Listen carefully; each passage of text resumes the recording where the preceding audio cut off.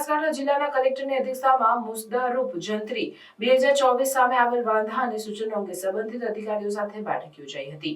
આ બેઠકમાં જંત્રીના પ્રસ્તાવિત દરો અને તેના અસરકારક અમલ અંગે ચર્ચા કરવામાં આવી હતી તેમજ વાંધા અને સૂચનોનું નિરાકરણ લાવવા માર્ગદર્શક સૂચનો આપવામાં આવ્યા હતા।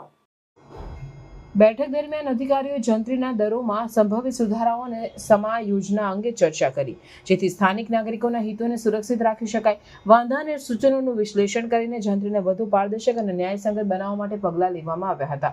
કલેક્ટરે અધિકારીઓને નિર્દેશ આપ્યો કે જંત્રીની પ્રક્રિયામાં સ્થાનિક નાગરિકોની ભાગીદારી